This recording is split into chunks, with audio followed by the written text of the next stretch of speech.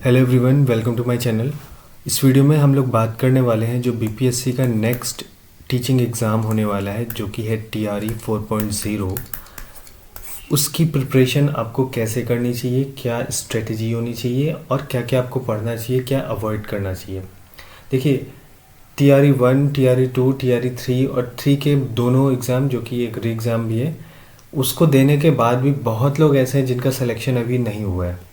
और उसकी वजह उनका नॉलेज नहीं है, या हम ये कह सकते हैं कि नॉलेज ही है लेकिन उनके पढ़ने का तरीका भी। क्योंकि वो जो नॉलेज ले रहे हैं, वो जो पढ़ रहे हैं, उसका कोई इम्पैक्ट हो रहा है एग्ज़ाम में, मार्क्स बढ़ रहे हैं कि नहीं बढ़ रहे हैं, इसका ज़्यादा ये चीज़ ज़्यादा मैटर करती है, राइट। तो ऐसा नहीं कि हम पढ़ तो बहुत कुछ रहे हैं लेकिन एग्ज़ाम में उसको इम्प्लीमेंट नहीं कर पा रहे हैं, उसका यूज़ नहीं हो पा रहा है एग्ज़ाम में। तो हमें सब कुछ नहीं पढ़ना होता है। मैं आपको यहाँ पे कुछ स्ट्रेटजी बताने वाला हूँ, कुछ चीज़ें आपको बताने वाला हूँ। आप मेरी बात को समझिए, सुनिए, उसके बाद आप इसको प्रिपेयर करना शुरू करिए, ठीक है।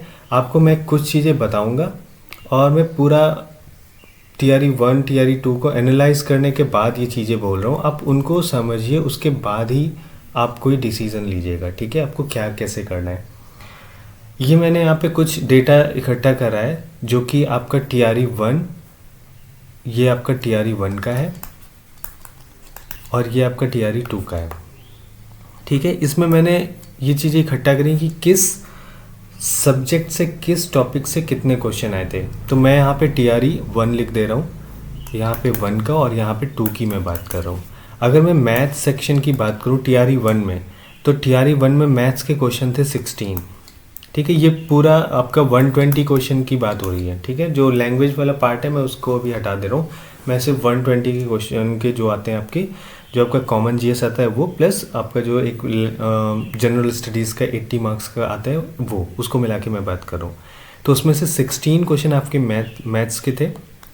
रीजनिंग के आपके 16 क्वेश्चन थे, टीआरई फर्स्ट की मैं बात कर रहा हूँ।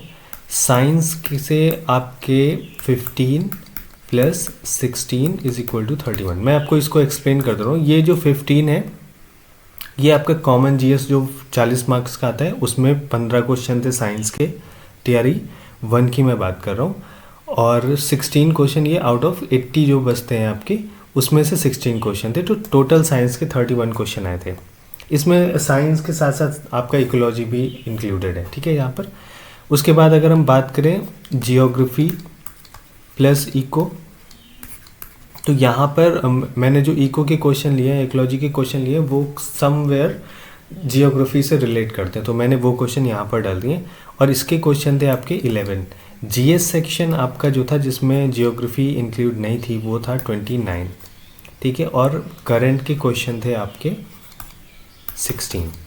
टीआरई 2 में अगर हम बात करें तो मैथ्स के क्वेश्चन थे। आप चीज़ों को समझिएगा, उसके बाद आप प्रिपेयर करिएगा। मैं आपको जो बता रहा हूँ आप एक बार फॉलो कर लो, 3-4 बार आपने अपना देख लिया, आप एक बार मेरी आप मान लो, आपका क्लियर हो जाएगा, इसकी मैं गारंटी आपको देता हूँ। पर आपको वही करना है जो मैं आपसे कहने वाला हूँ, और आपको समझ में भी आएगा।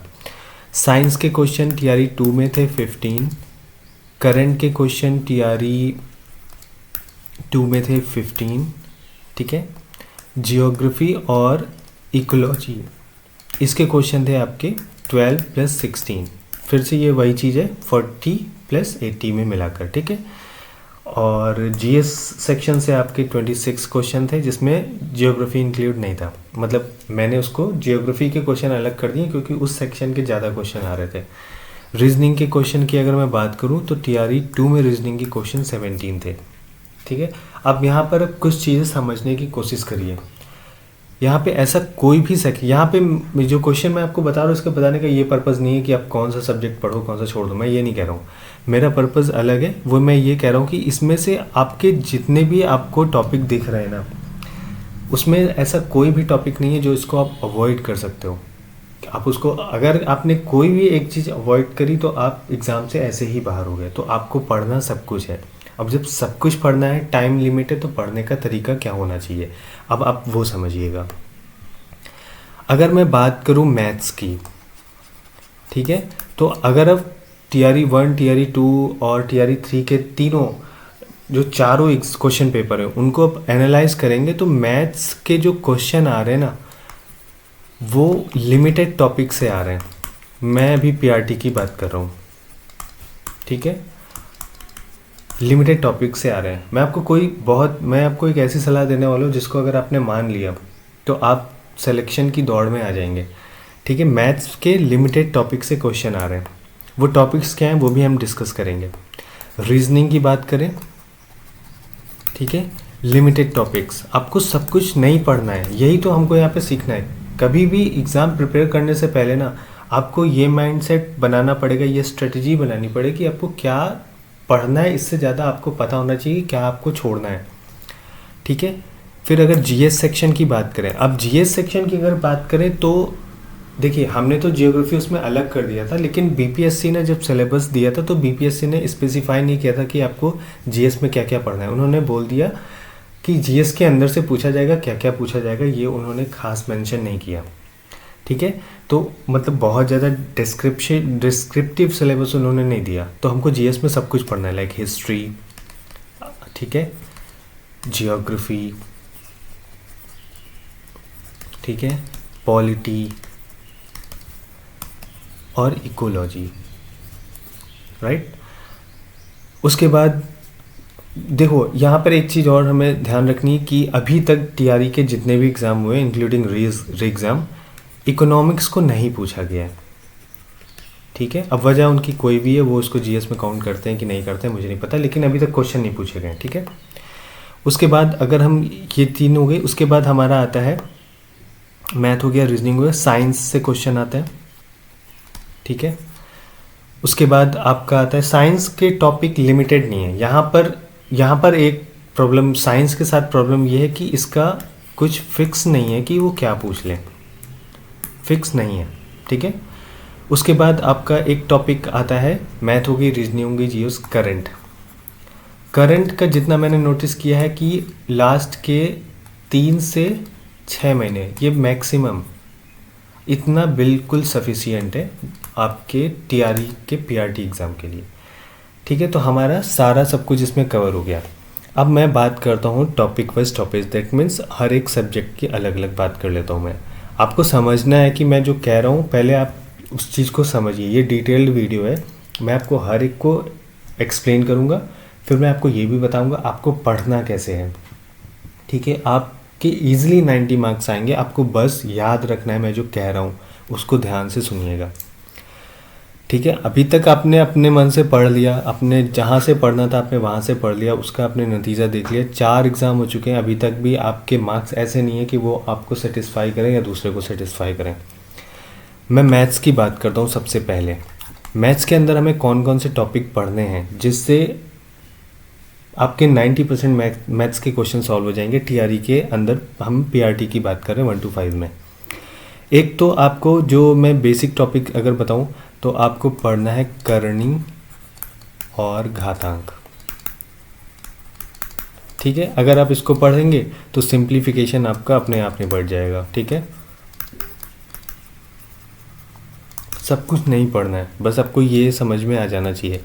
आपको एवरेज पढ़ना है, आपको परसेंटेज पढ़ना है, ठीक है। और ये तो बेसिक टॉपिक्स है ना। अगर प्रॉफिट लॉस आप कर रहे हैं, ठीक है, या आप CISI कर रहे हैं, CI से मेरा मतलब है कंबाइंड इंटरेस्ट और कंपाउंड इंटरेस्ट और सिंपल इंटरेस्ट, CISI पढ़ रहे हैं, ठीक है, तो आपको परसेंटेज आना चाहिए, ठीक है। एवरेज हो गया आपका। उसके बाद आपको स्टैटिस्टिक्स पढ़ना है, ठीक है, जिसमें से आपका बहुलक जो होता है, ठीक, और मतलब इससे रिलेटेड टॉपिक जो कि आपका स्टैटिस्टिक्स के पार्ट होता है, ठीक है, ये पढ़ना है आपको। उसके बाद आपको आना है टाइम एंड डिस्टेंस पढ़ना है। और आप यकीन मानिए ये सारे टॉपिक आपस में कोरिलेटेड है। मतलब अगर आप ऊपर से सिंप्लीफिकेशन, एवरेज, परसेंटेज, ये 3 टॉपिक कर लेते हैं और इसी से 1-2 और रिलेटेड टॉपिक्स हैं उनको कर लेते हैं, तो आपके नीचे वाले अपने आप, जैसे कि अगर आपने परसेंटेज सही से लगा लिया तो CI और SI के क्वेश्चन आपसे हो जाएंगे, आपको दिमाग भी नहीं लगाना पड़ेगा, वो इतना ईजी है। प्रॉफिट लॉस के जो क्वेश्चन आते हैं पीआरटी लेवल में वो आपको परसेंटेज में ही निपट जाएंगे, एवरेज के क्वेश्चन ऐसे नहीं आते कि आपको सोचना पड़े, बस आपको थोड़ा सा सिंप्लीफिकेशन और कैलकुलेशन की नॉलेज होनी चाहिए। तो उसी के लिए आपको मैथ्स पढ़नी है, और मैं जो बता रहा हूँ आप सिर्फ वो करिए, ठीक है। टाइम एंड डिस्टेंस हो गया, इसके बाद बोट एंड स्ट्रीम हो गया, उसके बाद आप देखिए बोट स्ट्रीम टाइम डिस्टेंस हो गया, तो आप रेल वाले क्वेश्चन भी इजीली इसको कर सकते हैं, ठीक है। उसके बाद एक टॉपिक आता है प्रोबेबिलिटी। एक बात याद रखनी क्या कि प्रोबेबिलिटी आपको पढ़नी है, लेकिन आपको परम्यूटेशन कॉम्बिनेशन नहीं पढ़ना है,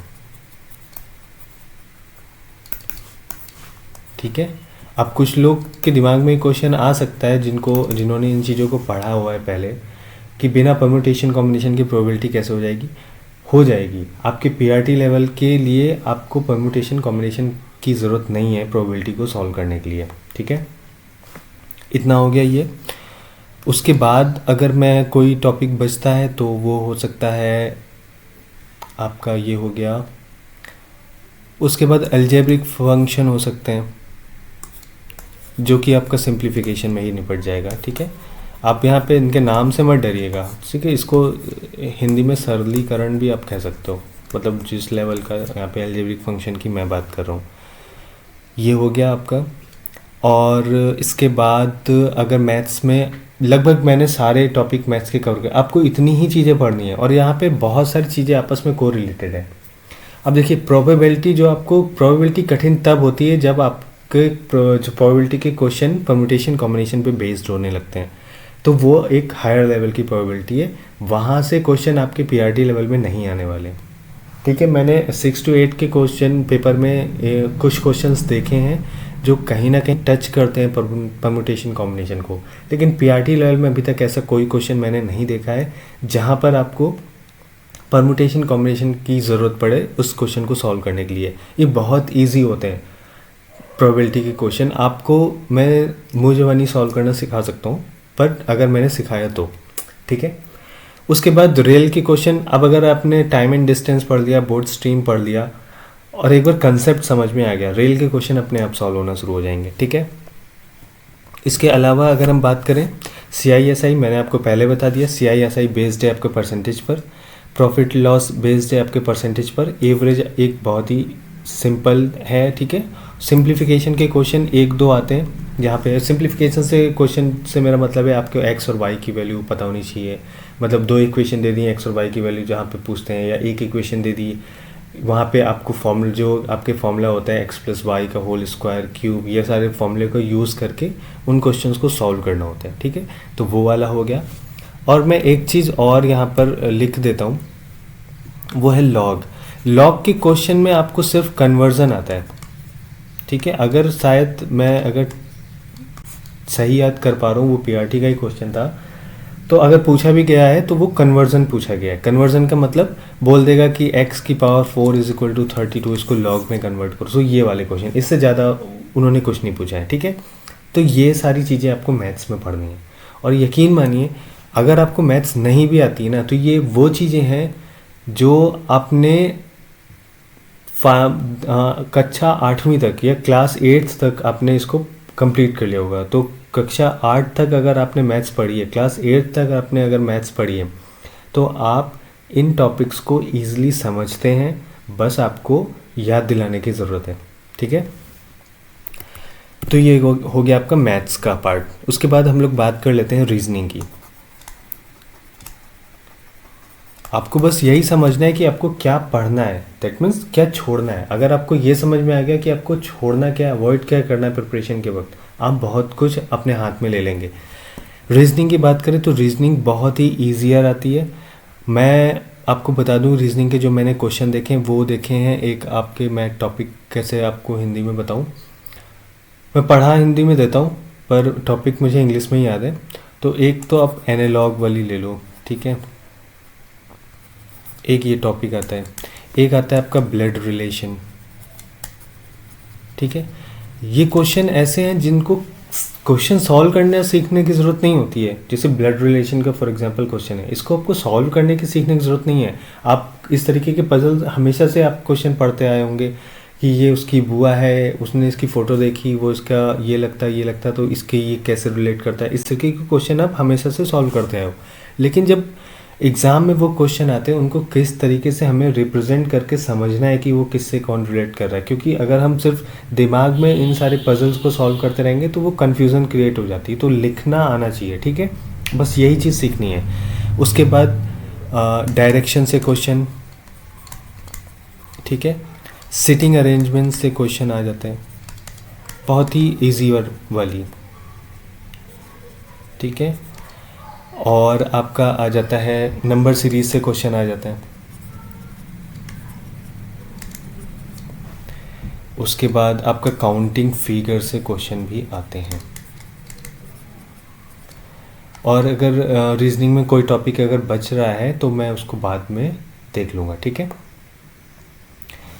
तो ये रीजनिंग के टॉपिक हैं। अब इसमें ऐसा कौन सा टॉपिक है जिसमें आपको इतनी मेहनत करने की ज़रूरत है कि आपको कोचिंग करनी पड़ जाती है? मैं आपको सिर्फ अभी के लिए बता रहा हूँ। जितने भी नए स्टूडेंट हैं मैं उनकी भी बात कर रहा हूँ, प्लस वो स्टूडेंट जो अभी तक एग्ज़ाम देते हुए हैं लेकिन किसी वजह से उनका सिलेक्शन नहीं हो पा रहा है। तो इसमें इतना, अब देखिए जो हो गया उसको आप बदल नहीं सकते हो, उसके बारे में सोचने की बजाय आप उन गलतियों पे सोचो जो आप करते आए हो। शायद वो आपको समझ में नहीं आ रही, लेकिन वो मैं आपको समझा रहा हूँ तो आप उनको सुनिए, ध्यान से देखिए मैं क्या कह रहा हूँ, और आपको समझ में आएगा कि हाँ ये मिस्टेक हमसे हुई है। अब मैं आता हूँ जीएस सेक्शन पे, इसको ध्यान से समझिएगा। समस्या कहाँ पर आती है जीएस में? अब देखिए आपको प्रिपरेशन के लिए टाइम जो मिलता है, फॉर एग्जांपल अब लोग आपसे ये कहते होंगे कि टीआरई 1 से प्रिपरेशन कर रहे हो, इतने महीने हो गए अभी तक तुम्हारी प्रिपरेशन नहीं हुई, अभी तक तुम्हारे नंबर नहीं। उनको अगर कभी कोई ऐसा मिले तो उनको समझाना कि टीआरई 1 के लिए जो टाइम मिला उसमें टीआरई 1 का पढ़ा मैंने, जितनी स्पीड से मैं पढ़ सकता था, कवर कर सकता था। उसके बाद टीआरई 2 में टाइम मिला तो मेरे पास इतना टाइम ना टीआरई 2 में था ना टीआरई 1 में था कि मैं फिर से सारी चीज़ें डिटेल में पढ़ना शुरू कर दूँ। तो वहाँ पे रिवीजन ही हो सकता था, वो मैंने किया, ठीक है। तो मतलब सारा टाइम आप एक साथ काउंट ना करो, वो एक टुकड़ों में मिला है और उस टुकड़ों में एक टास्क था जिसको आपको कंप्लीट करना था। तो हम ये नहीं कह सकते आपके पास 1 साल का समय था आप सब कुछ पढ़ सकते थे। उसके लिए तो हमें टीआरई 4 के लिए फिर बेहतर प्रिपरेशन होती ना, टीआरई 2 और 3 के लिए थोड़ा ना बेहतर प्रिपरेशन होती। तो आपको पैनिक नहीं होना है। जीएस को पढ़ना कैसे है मैं आपको बताता हूँ। अब देखिए मैं आपको कुछ बता रहा हूँ, ध्यान से सुनिएगा। बीपीएससी ने जीएस के अंदर सिलेबस को स्पेसिफाई नहीं किया, मतलब उसको डिस्क्रिप्टिव फॉर्म में नहीं रिलीज़ किया कि क्या क्या स्पेसिफिकली पढ़ना है आपको। उन्होंने बोल दिया कि स्वतंत्रता आंदोलन पढ़ना है, ये सारी चीज़ें पढ़नी है, ठीक है। पर आपके पास इतना समय नहीं है। क्यों? जीएस के अंदर कई पार्ट हैं। हिस्ट्री हो गया, ठीक है, जियोग्राफी हो गया, प्लस इकोलॉजी हो गया, है ना, और पॉलिटी हो गई, ठीक है, प्लस करंट तो है ही है। तो करंट को हम थोड़ी देर के लिए अवॉइड कर देते हैं। ये 4 टॉपिक हैं जो जीएस के अंदर कवर करने हैं। अब मेरी बात समझिएगा, जीएस में जो मैक्सिमम प्रिपरेशन आप करते हो ना, वो आप फैक्ट बेस पे करते हो। मतलब आपने देख लिया कि जीएस के अंदर टॉपिक दे रखा है, जो बोला गया है वो है आपका स्वतंत्रता संग्राम या स्वतंत्रता आंदोलन के बारे में आपको पढ़ना है, ठीक है। अब उस कंडीशन में आपने शुरू से शुरू किया 1757 से लेकर और 1947 तक आपने सारे फैक्ट याद कर लिए। और जब आप एक फैक्ट याद करते हो, 2 फैक्ट याद करते हो, 3 फैक्ट याद करते हो, आप उसको याद रख सकते हो। लेकिन जब आपको 100 फैक्ट सेम तरीके के याद करने हो, सेम डेट, आप 100 डेट याद करनी हो, 100 ईयर याद करने हो, तब आप उसको, तब तक उसको आप अपनी मेमोरी में बना कर नहीं रह सकते हो जब तक आपके पास एक स्ट्रक्चर ना हो, ठीक है। फॉर एग्जाम्पल मैं एक एग्जाम्पल देता हूँ आपको। जैसे मान लीजिए स्वदेशी आंदोलन के बारे में आपने पढ़ा, ठीक है। तो आपने जब स्वदेशी आंदोलन के बारे में पढ़ा तो आपने पढ़ा क्यों पढ़ा, क्या हुआ था आंदोलन में, आपने पढ़ लिया कि विदेशी वस्तुओं का विरोध किया गया था, स्वदेशी के लिए अपनाने के लिए जोर दिया गया था। आपको बहुत मज़ा आया कि हाँ ये चीज़ ऐसी है कि हमको एग्ज़ाम में याद आ जाएगी अगर स्वदेशी विदेशी अपनाने की बात आ गई। फिर आप नीचे और आगे बढ़े, आपने असहयोग आंदोलन पढ़ लिया। अब आपको कन्फ्यूज़न हो गई कि दोनों में सेम ही चीज़ हुई, इसमें भी स्वदेशी को विरोध की बात करी गई, स्वदेशी अपनाने की बात करी, असहयोग आंदोलन में भी सेम चीज़ हुई। तो आपको अब देखिए आपको इतना भी स्ट्रक्चर आपका क्लियर नहीं है हिस्ट्री का, आप सिर्फ फैक्ट याद कर रहे हो। तो आपको कंफ्यूज होना बिल्कुल जायज़ चीज़ है, मतलब ये बहुत नॉर्मल है कि आप कंफ्यूज हो रहे हो, बड़े बड़े कंफ्यूज हो जाते हैं, ठीक है। तो इसमें आपकी वीकनेस नहीं है, इसमें है कि तरीका हम पढ़ कैसे रहे हैं, और यही प्रॉब्लम को आपको सुधारना है। आपके पास जीएस के अंदर जीएस एक सागर की तरह है, ठीक है। आप सब कुछ नहीं पढ़ सकते हो, आपको पढ़ने का तरीका पता होना चाहिए।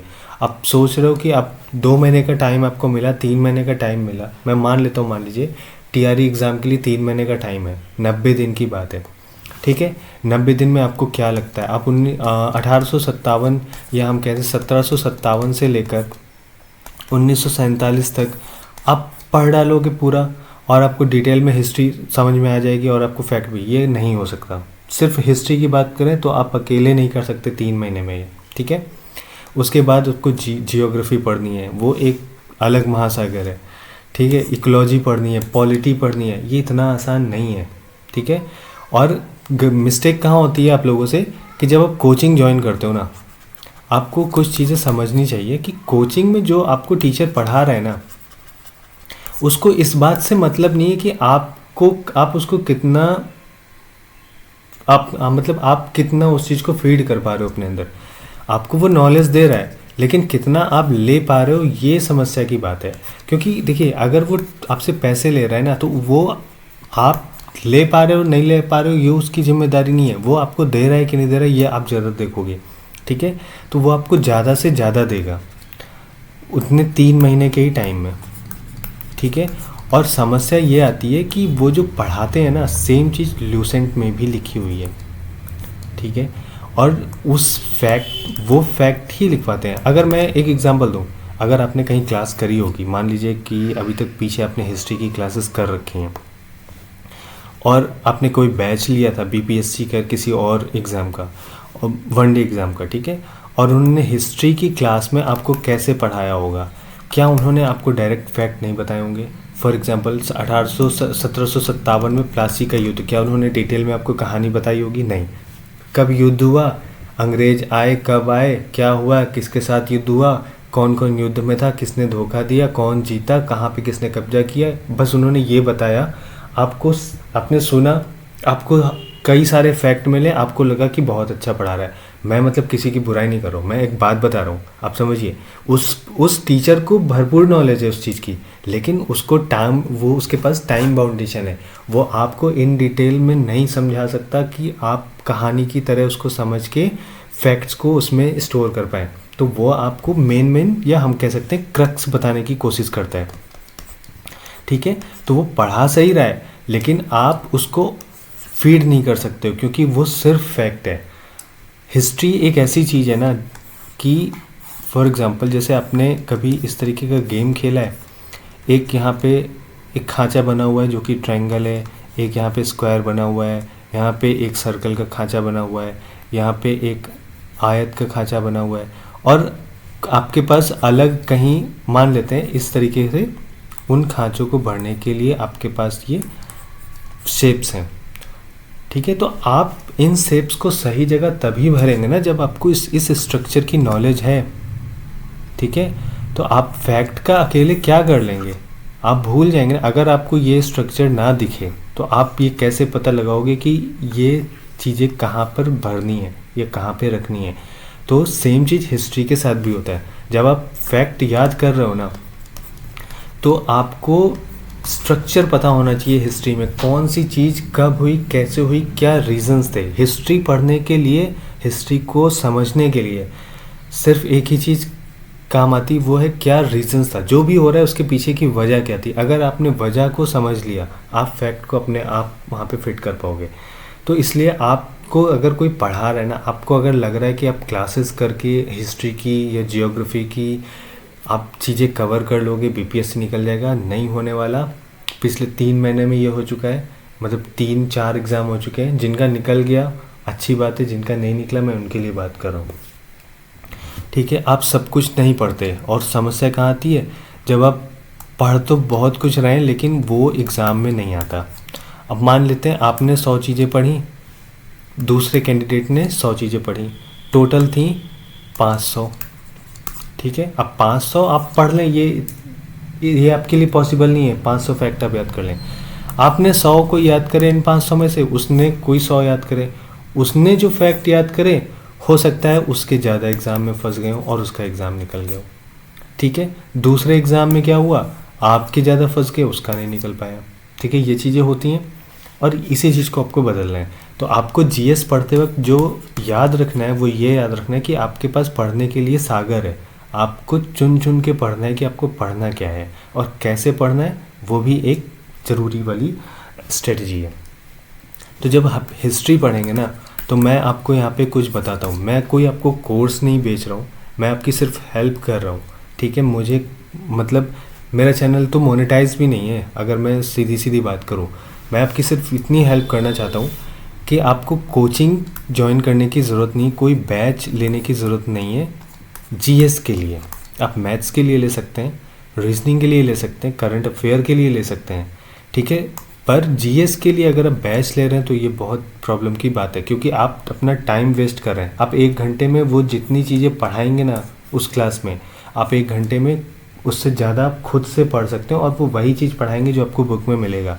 हिस्ट्री में कुछ समझने वाला नहीं है, और समझने वाला है भी तो आपको इन वनडे एग्ज़ाम की क्लासेस में आपको वो समझाएंगे नहीं, अनलेस कि आपके पास टाइम भरपूर हो कि आपने 1 साल पहले, मतलब ये तो उनका ही माइंड सेट है कि अगर वो एग्ज़ाम के 2 महीने पहले बैच निकाल लें, 3 महीने पहले बैच निकाल लें, तो आपको ये खुद से समझ में आ जाना चाहिए कि वो किस तरीके से पढ़ाने वाले हैं, किस स्पीड में पढ़ाने वाले हैं।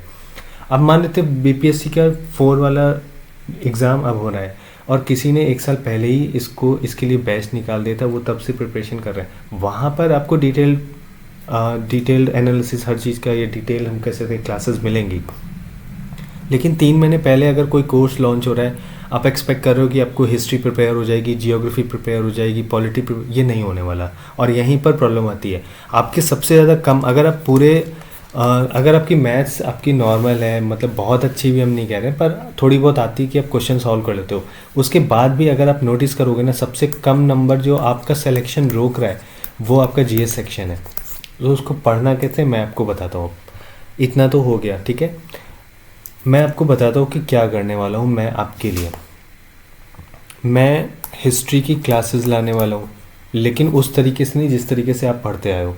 मैं क्या करूँगा, मैं एमसीक्यूज़ लाऊंगा, ठीक है, जो कि प्रीवियस क्वेश्चन है जितने भी वनडे एग्ज़ाम हुए। हिस्ट्री तो बदलनी नहीं है, ठीक है। मैं उनके एमसीक्यूज़ लाऊंगा, ठीक है। उन एमसीक्यूज़ में क्वेश्चन होगा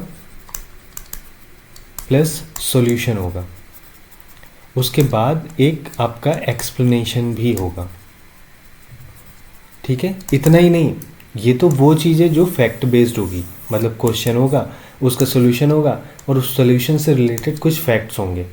लेकिन इतने में आपका काम नहीं चलना है, क्योंकि ये चीज़ तो आप हमेशा अभी तक करते ही आ रहे हो।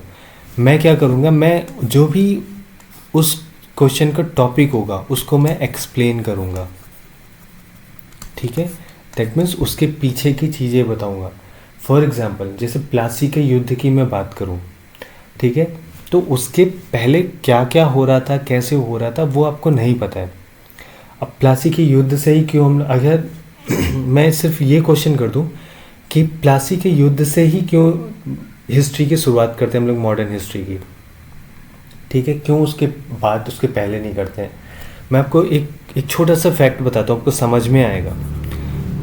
आपने अभी तक हिस्ट्री पढ़ी होगी, लेकिन शायद आपने इन चीज़ों को नहीं ध्यान में दिया होगा या नहीं बताया गया होगा कि प्लासी से पहले अंग्रेज जो व्यापार कर रहे थे ना भारत में, जो ट्रेड हो रहा था, वो बिल्कुल सही तरीके से हो रहा था। प्लासी की युद्ध से पहले अंग्रेज प्रॉब्लम नहीं थे भारत में, क्योंकि वो जो भी सामान ले जाते थे ना यहाँ से, उसके लिए वो एक कॉस्ट चुकाते थे। वो कॉस्ट कैश ना होकर सोना चांदी होती थी, ठीक है, क्योंकि भारत में व्यापार करने से पहले ही उन्होंने अमेरिका को खोज लिया था। तो अमेरिका में उनको क्या मिला, सोना चांदी मिला खूब बड़ी मात्रा में।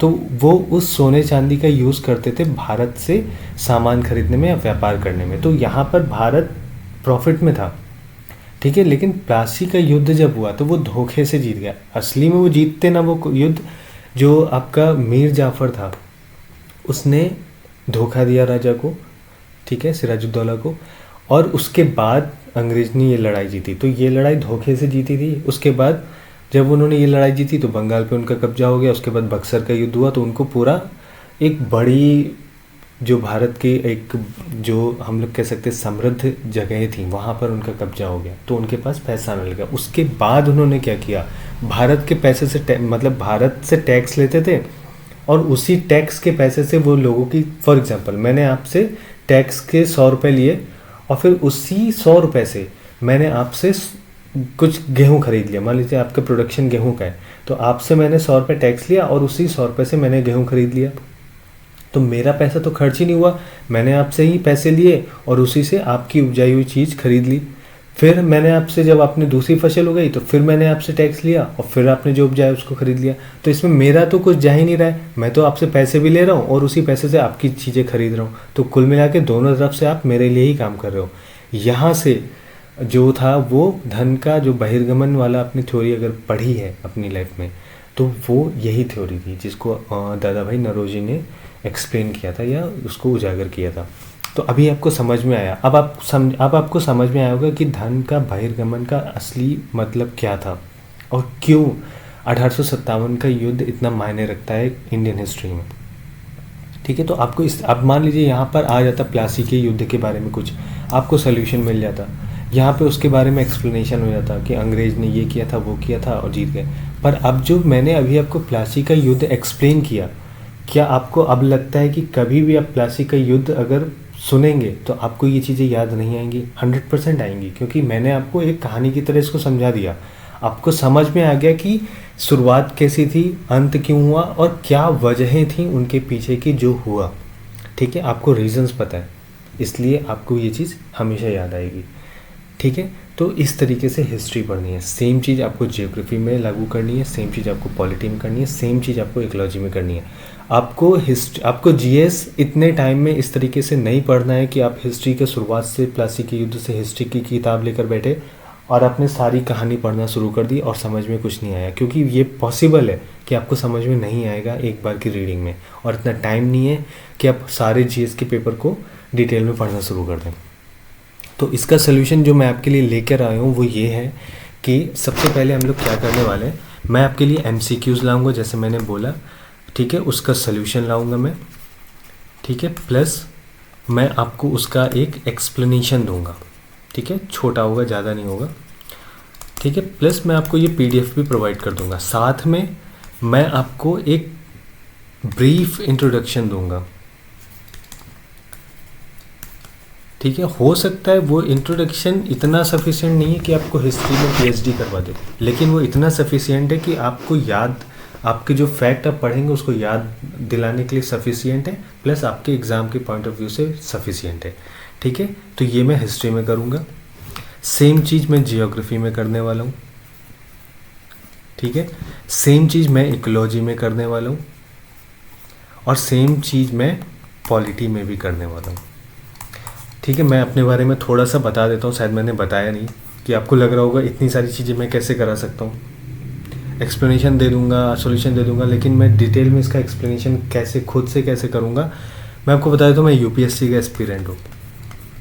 ठीक है, मैं 2 अटैम्प्ट दे चुका हूँ, तो आपको बिल्कुल भी परेशान नहीं होना है नॉलेज के बारे में। ठीक है, ये सारी चीज़ें मैं बहुत आसानी से आपको क्लियर कर सकता हूँ, मुझे पता है कैसे पढ़ना है। ठीक है, आप इस चीज़ की बिल्कुल भी चिंता ना करिए। ठीक है, मेरे पास वो क्वेश्चंस हैं जो मैं आपको कराऊंगा और आपका जो पीआरटी बीपीएससी है वो एग्ज़ाम ईज़िली क्रैक हो जाएगा। ठीक है, तो आपको ये चीज़ें करनी, तो जीएस कैसे पढ़नी है वो मैंने आपको बता दिया। अब मैं आपसे रिक्वेस्ट कर रहा हूँ, ठीक है, अगर आपका पेपर अभी तक नहीं निकला है बीपीएससी का, आप प्लीज़ उस जीएस को एटलीस्ट उस तरीके से पढ़ना छोड़ दो। जीएस आपको ऐसे ही पढ़नी जैसे मैं आपको कह रहा हूँ। मैं आपको कुछ और बता देता हूँ कि जब मैं एमसीक्यूज़ के वीडियो बनाऊँगा तो उस वीडियो में मान लेते हैं मैं एक वीडियो में 10 से 20 क्वेश्चन लेकर आऊँगा। फॉर एग्ज़ाम्पल मैं ले लेता हूँ 15 क्वेश्चन। ठीक है, अगर मैं हर वीडियो में 15 क्वेश्चन ला रहा हूँ तो उस कंडीशन में मैं कहता हूँ कि अगर मान लेते हैं कि मिनिमम 2 महीने का भी समय है, इससे ज़्यादा ही मिलेगा, और 2 महीने मतलब 60 दिन का समय है। इन 60 दिन में अगर मैं आपको 50 क्लासेस भी दे पाए, ये मैं मिनिमम की बात कर रहा हूँ, यकीनन टाइम भी आपको इससे ज़्यादा मिल रहा है और क्लासेस भी इससे ज़्यादा ही होंगी, और हर आपके टॉपिक की 50 क्लासेस अगर हो गई तो हिस्ट्री की मैं मान लेता हूँ जैसे 50 क्लासेस मैंने करी। ठीक है, तो 50 और हर क्लास में 15 क्वेश्चन, कितने हो गए? 750 क्वेश्चन।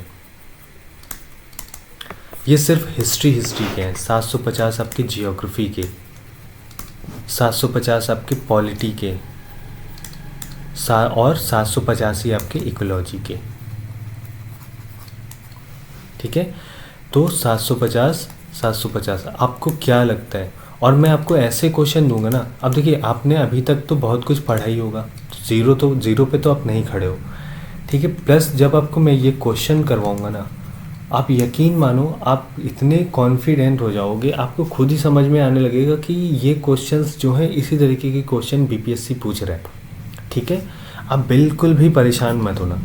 ठीक है, मैं इसकी गारंटी लेता हूँ। ये तो 750 क्वेश्चन, वो मैं ये कह रहा हूँ जब मैं इतनी क्लासेस कराऊंगा मैं इससे ज़्यादा ही एक वीडियो में क्वेश्चन लाऊंगा। 15 क्वेश्चन तो बहुत कम होते हैं, प्लस 50 से ज़्यादा क्लासेस होंगी, तो ये क्वेश्चन अराउंड 1000 के आसपास ईजिली पहुँच जाएंगे हर टॉपिक में।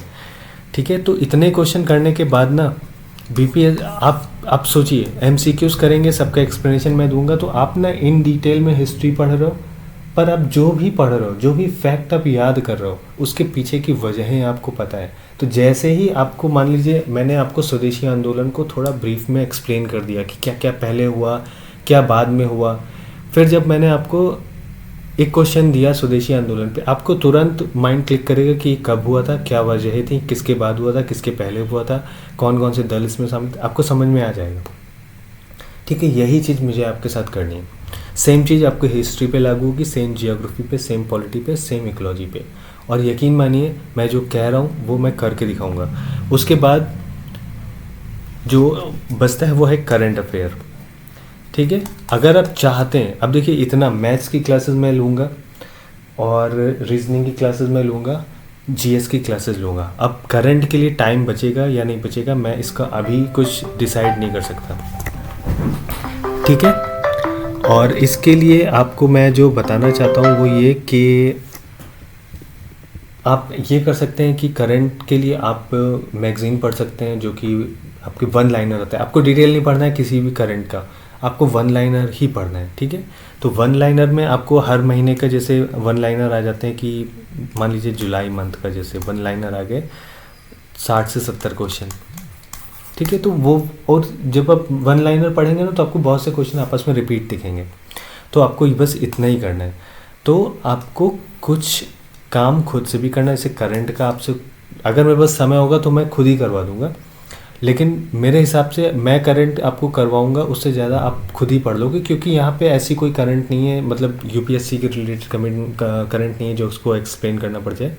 ये करंट वन लाइनर है, तो मैं आपको पढ़ के सुनाऊंगा, उससे अच्छा है कि आप खुद भी पढ़ सकते हैं। ठीक है, तो करंट आप खुद से कर सकते हैं। प्लस उसके बाद साइंस की बात आई, तो साइंस को समझाने से बेहतर है मैं आपको इसके लिए पीडीएफ प्रोवाइड करा दूँ। मेरे पास इसके पीडीएफ पड़े हुए, और अगर आपको फिर भी मैं आपको पीडीएफ दूंगा, फिर भी आपको कुछ ऐसा लगता है कि जो आपको समझने की ज़रूरत है, देखिए जब मैं इकोलॉजी पढ़ाऊँगा ना, तो आपके मेन क्वेश्चन जो साइंस के आते हैं ना बीपीएससी में, वो निपट जाएंगे, जिनको देख के आपको डर लगता होगा। जैसे फॉर एग्जांपल टीआरई 3 में क्वेश्चन आया होगा वो ओजोन लेयर वाला, कि वहाँ पर या वायुमंडल में दीर्घ तरंग दैर्ध्य रुकती है या लघु तरंग दैर्ध्य रुकती है, सूरज से रोशनी मिलती है, इस तरीके के क्वेश्चन, ये सब इकोलॉजी के अंदर बहुत बहुत अच्छे से कवर हो जाएंगे। ठीक है, साइंस के अंदर आपको वो टॉपिक्स मतलब पढ़ने हैं जो जैसे एसिड बेस हो गया, जो प्योरली साइंस के अंदर इन्वॉल्व होते हैं, तो उसके लिए मैं आपको पीडीएफ प्रोवाइड कर दूंगा। मेरे पास इसके नोट्स पड़े हुए हैं।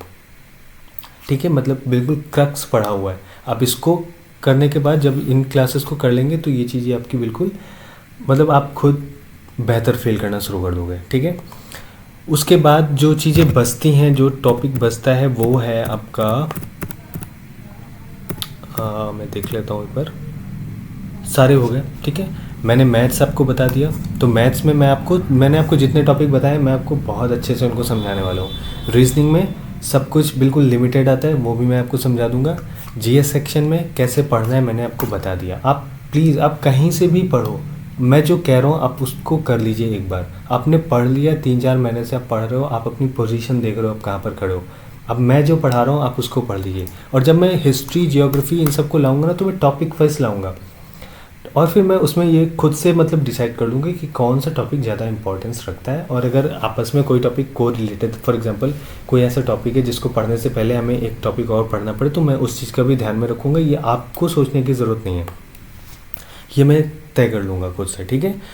साइंस की मैं आपको नोट्स प्रोवाइड कर सकता हूँ, करंट को आपको खुद से करना है। तो ये 3 मैं आपको इन 3 में मैं इतना मजबूत कर दूंगा। जब आप इन 3 में मजबूत हो जाएंगे ना, तो आपका ये समझ लीजिए कि 30 क्वेश्चंस जो आते हैं आपके मैथ्स प्लस रीजनिंग से, प्लस 40 क्वेश्चन के आसपास आते हैं आपके जीएस सेक्शन से, तो आपके 70 से 80 मार्क्स तक कवर हो जाएगा, ठीक है।